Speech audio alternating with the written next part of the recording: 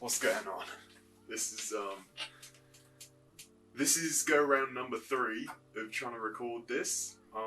Basically the last 2 times I just said a whole lot of words which meant a whole lot of nothing, and the second time round I managed to spend 20 minutes just going over a couple of points. This is going to be a short video, it's going to be concise and to the point. Right, so the things I want to talk about in this video.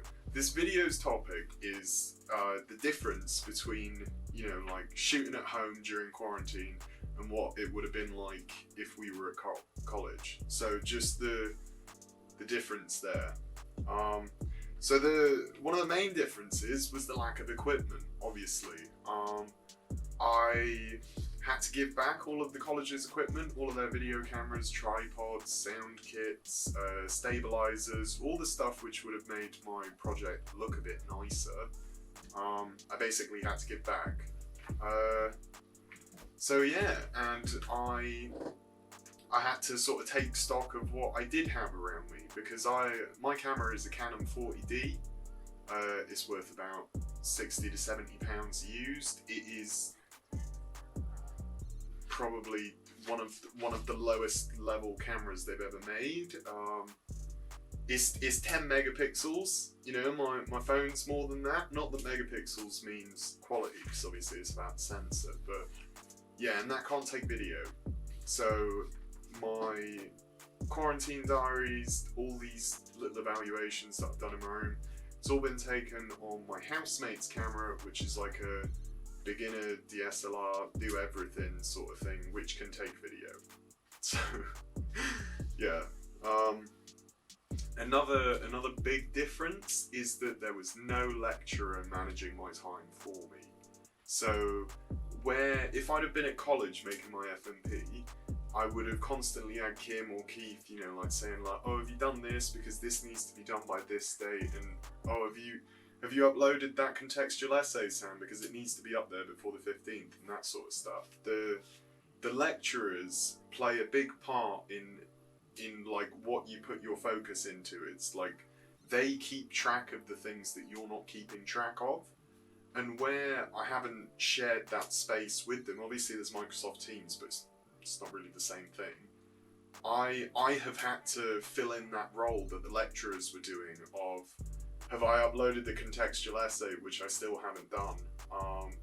Have I done the work experience essay? Like all those things that I would usually lose track of, I quite simply haven't had the luxury of being able to lose track of things. I've had to step up mentally in the way in which I think about what needs to be done, when it needs to be done by, how I'm gonna, I had to become quite methodical about it.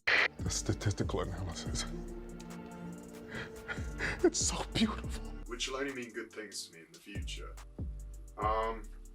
So that leads in nicely to the third point, which is sort of having to self-motivate as you're not in the room with the lecturer, sort of going like, come on, have you done this, have you done that? Do it! One of the biggest challenges was just me going, right, this needs to be done, and nobody else coming along behind me and like giving me a bit of motivation or a bit of guidance. It was like, no, I had to supply all of that myself. So I had to, try and, just basically do, not that it's the lecturer's job to do that, their job is to teach the course, not to parent me, but I had to self-motivate. I had to do those things that the lecturer would usually do, and as a result I've sort of grown independence-wise. So I had to get better at managing my time as well. If the export was going to take 3 to 4 hours, I would set it going just before I set off to do my shift at work, and then by the time I came back it was exported. Because there was one day where I set the export going in the morning and it finished in the afternoon, and I basically just wasted that whole amount of time because I couldn't do anything else with my computer because it was exporting, and every time I tried it just crashed. No! Yeah, lack of equipment again. Like my laptop can just run Premiere Pro because of some upgrades that I did to it, increasing the RAM, getting an SSD, that sort of stuff. But I mean, like, you don't want to push it Like, you don't, the playback is on a quarter quality, and just everything to stop it stressing out my laptop because it can't take it. So even having the computers to do it was something that I didn't have access to. And as well as that, being the sole manager of me and my creative process and what I needed to do, I learned a lot about my creative process. When it comes to evidencing my work on Wix and that sort of stuff, I've had to know and understand my creative process to be able to use it, and then knowing and understanding it has helped me better evidence it for, you know, like when UAL come down the mark, as in, like, I identified that I hate writing. I've got dyslexia, you know, like words, they start moving, they're spelt wrong, but they look right to me, and like all that sort of stuff. And I was like, why don't I just video myself talking? Light bulb. You can't misspell something when you're talking. So I was like, well, there we go, problem solved. And like, I just jumped over probably a couple of weeks of work in the space of a day, because it takes so much for me to do written work that it just seems now to be a pointless exercise, because I can just do it like this. So all of my evaluations, all of the big sort of talking pieces in which you go in depth and you evaluate and that sort of stuff, that's all been done like this, just by talking.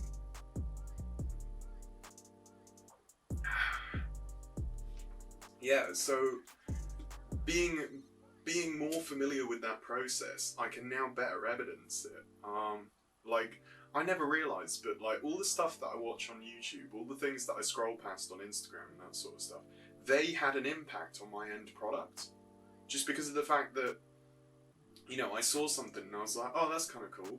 And then I'd sometimes unconsciously, sometimes consciously try and frame something because of something I'd seen, or get an idea for something because of something I've seen. And that, to me, is a big part of my creative process that I wasn't aware of before.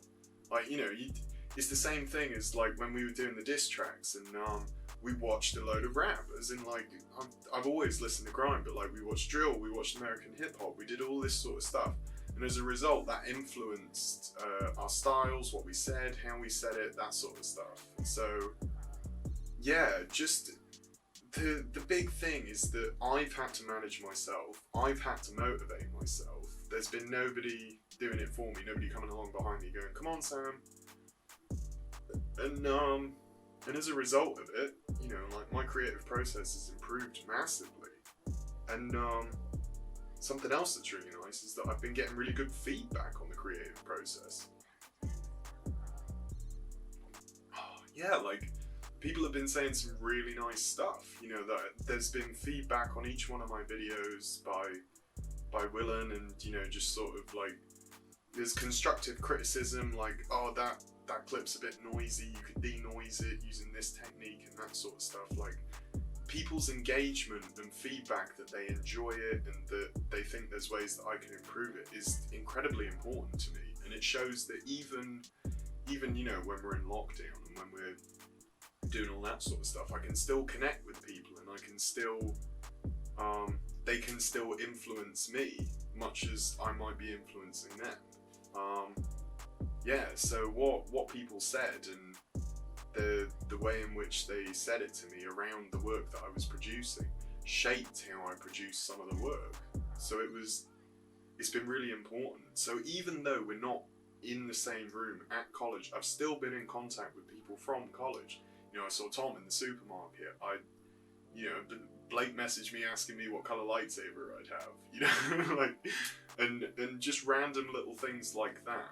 But those keep me in contact with those people, and so outside influences are still able to, you know, to help my work. And as much as social media is negative and very damaging to developmental brains, it's actually been incredibly helpful to me to still be connected with other creatives and still get new ideas and see what other people are doing and build on it. And you know, so it's all been So that stayed the same. Like, I'd be on social media anyway, but like, I've sort of been paying more attention to it now that it's one of the only ways that I can connect with people. And just seeing like photographers with like millions of followers like doing all these cool and interesting things, it's made me, you know, want to recreate or even take that idea and tweak it a little bit and then try something different. So it's all been really helpful and really supportive. But main difference is I had to do it myself. I think that sums it up pretty well. Yeah. Thank you very much for watching. I really appreciate the support.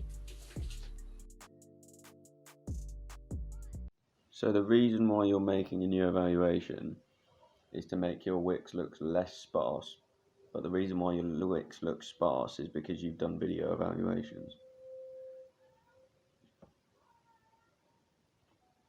You can do whatever you want, mate, but